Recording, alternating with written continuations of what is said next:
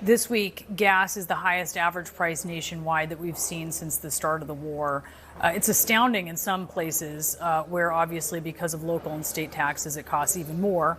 The secretary was asked about the cost of the war on Americans. Here's that exchange. You know how much it will cost Americans in terms of their increased cost in gas and food over the next year because of the Iran war? I would simply ask you what the cost is of an Iranian nuclear bomb. I'm going to give you that opportunity. I would simply ask you what you're playing gotcha questions about no, domestic things. I wonder what you think about your constituents, what you're hearing from them in Monroe County. Gas it's really mirroring that sort of national number. It's $4.38 a gallon in Monroe County. Would they agree that the price tag is worth it when it comes to Iran not acquiring a nuclear bomb, considering what we heard from the secretary today? He was saying that, yes, their nuclear program was obliterated, but their ambitions were not obliterated by Midnight Hammer. Do you really think that if Iran had a nuclear weapon and they were able to...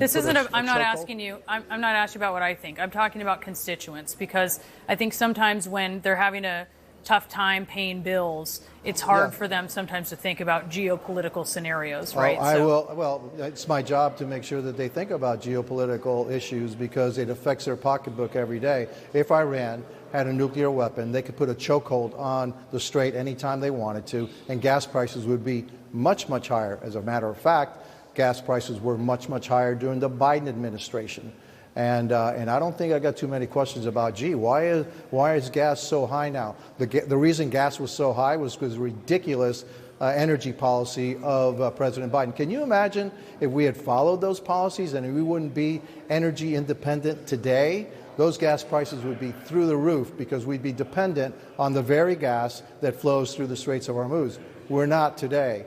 And so that's all due to President Trump and his policies. And constituents are receptive to that message? Oh, I should hope so. I mean, that's my job to make sure that comes, loud and clear as to what would have happened had the Democrats actually been in control and President Biden been in control through gas prices and allowed Iran to have a nuclear weapon. We'd be in much worse shape than we are today. This war is going to end, and eventually the straits are going to be open and gas prices are going to be lower, especially here in the United States, because we are now drilling and we have a much greater supply here and we are energy independent, unlike during the Biden administration where we were actually energy dependent. I'd rather be independent. Republican Congressman Carlos Gimenez from Florida, thanks for being with us. Thank you.